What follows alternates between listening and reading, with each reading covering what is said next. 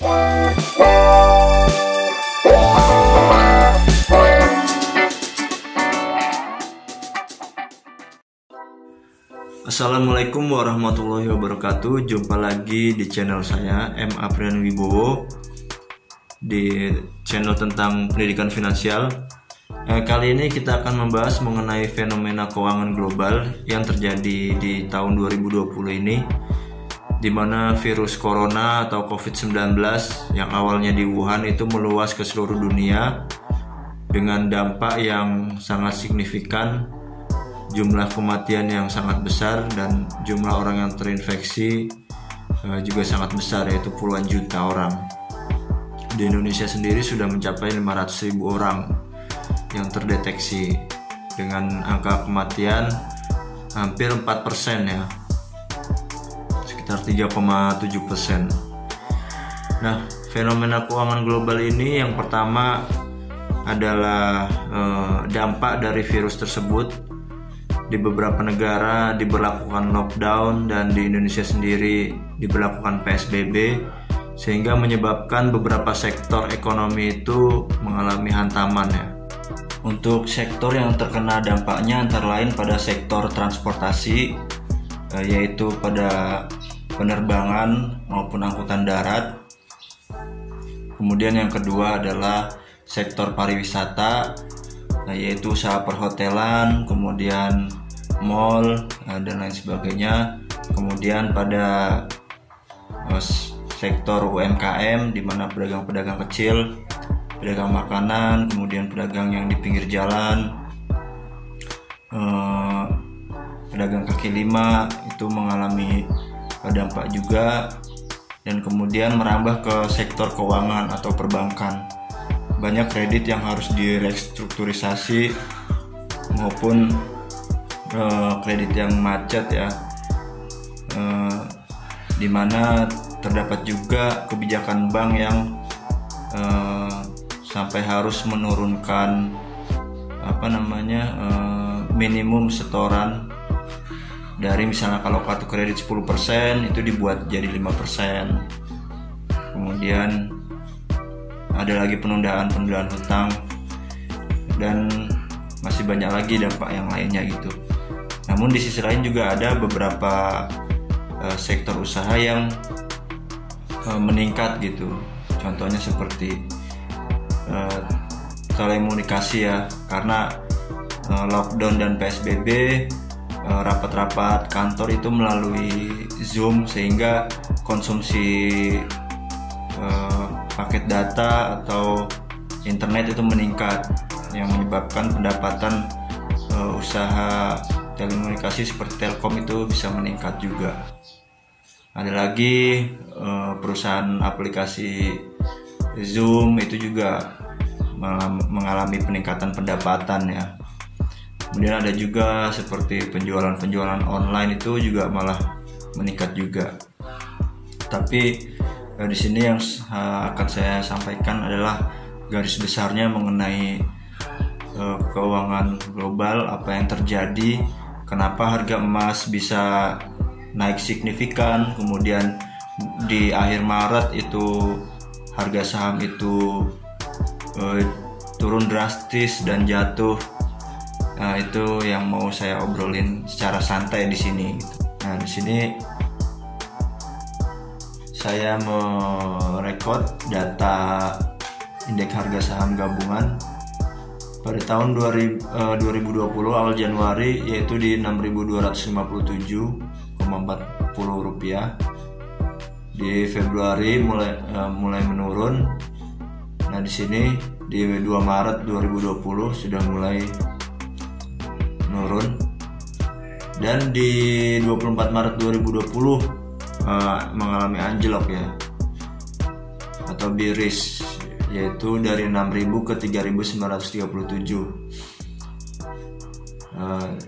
Di sini kita dapat melihat bahwa banyak investor baik dalam negeri dan luar negeri melepaskan kepemilikan sahamnya karena dampak daripada COVID-19 ini, kondisi ekonomi yang tidak kondusif dan ketidakpastian kegiatan ekonomi menyebabkan para investor mengalihkan instrumen investasinya dari saham ke instrumen lain yang lebih aman. Di 3000. Nah, di sini kita lihat sangat anjlok ya. Dan kemudian baru di November ini mulai merangkak naik ke 5.400, 5.500 dan mulai naik. Di sini penyebabnya adalah karena mulai adanya perusahaan-perusahaan farmasi yang telah berhasil menemukan vaksin virus COVID-19. Yaitu ada Pfizer dan banyak perusahaan lainnya gitu dengan tingkat efektivitas di atas 90%, sehingga para investor ini mulai kembali menanamkan dananya ke instrumen saham yang lebih beresiko. Nah, di sini.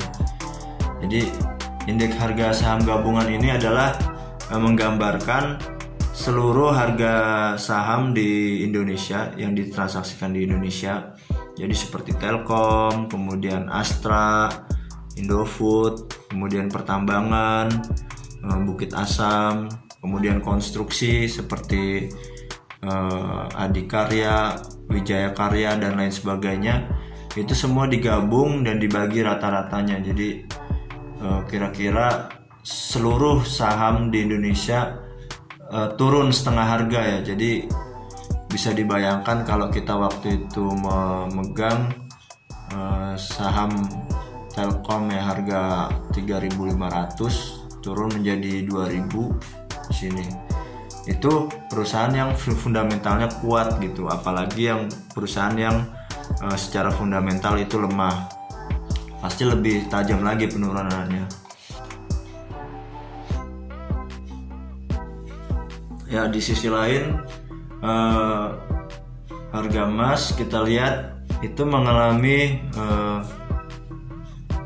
kejadian yang bertolak belakang gitu. Jadi ketika indeks harga saham gabungan itu menggambarkan penurunan, nah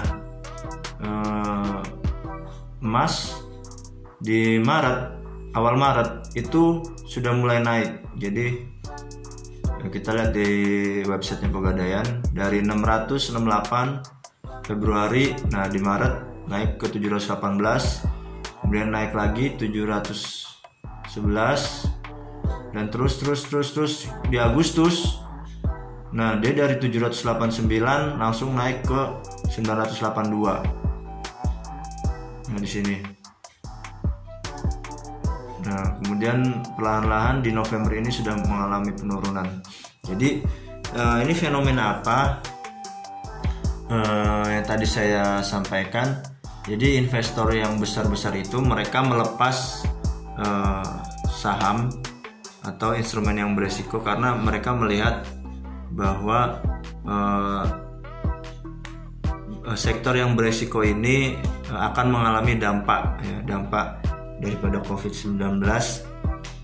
Mungkin yang awalnya mereka berharap dividen, karena adanya COVID-19 ini dikhawatirkan perusahaan-perusahaan mengalami rugi, sehingga mereka melepas instrumen saham tersebut dan mengalihkan ke emas. Jadi karena saham tersebut mereka lepas, kemudian institusi-institusi besar dan investor-investor besar membeli emas. Jadi makanya harganya naik dia. Jadi ibaratnya jual saham beli emas gitu. Karena emas itu salah satu instrumen yang sangat aman. Jadi namanya safe haven. Safe haven itu instrumen yang untuk melindungi kekayaan gitu. Jadi karena kan kalau investor itu dia sangat sensitif dan khawatir ya kalau saham itu kan ekspektasinya dapat dividen gitu. Jadi biasanya dividen itu di atas suku bunga bank ya, suku bunga deposito dan lain sebagainya, seperti mencapai 13%, 15% gitu. Nah, kalau mereka berpikiran, oh terjadi pandemi dan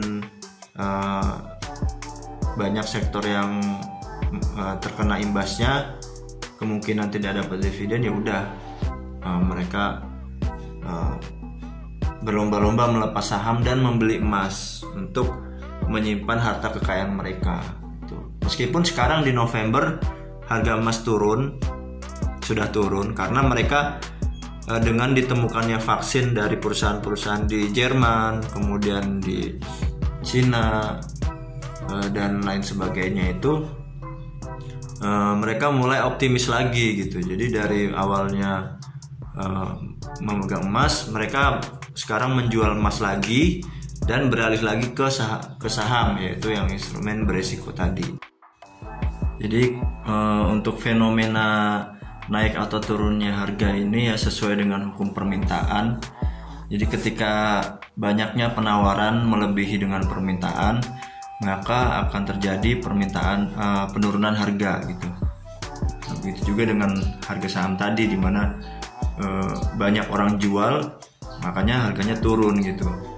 Nah, kalau emas ini banyak orang beli, makanya harga naik. Nah, di akhir November ini sebaliknya gitu. Jadi banyak orang jual emas, harganya turun, banyak orang beli saham, harganya naik gitu.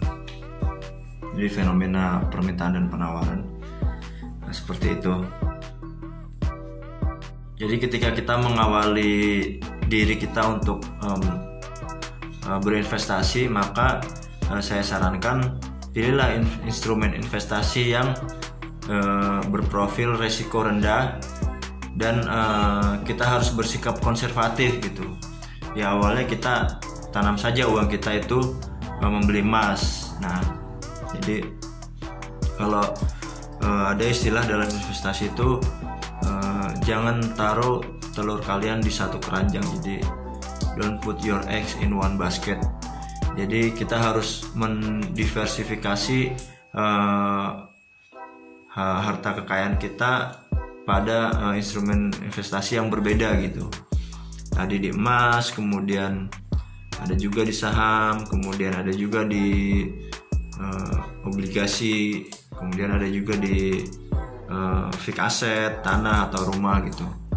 Cuman yang paling pertama ketika kita mengawalinya itu harus di yang beresiko rendah seperti emas, tanah, itu udah deposito gitu, atau obligasi gitu. Baru ketika kita sudah memiliki instrumen tersebut, kita bisa berinvestasi di saham, atau yang berisiko tinggi. Namun itu pun kita harus mempelajari terlebih dahulu. Banyak tutorial ataupun pelajaran-pelajaran di YouTube yang secara gratis kita bisa melihatnya gitu. Demikian, semoga bermanfaat sharing dari saya. Assalamualaikum warahmatullahi wabarakatuh.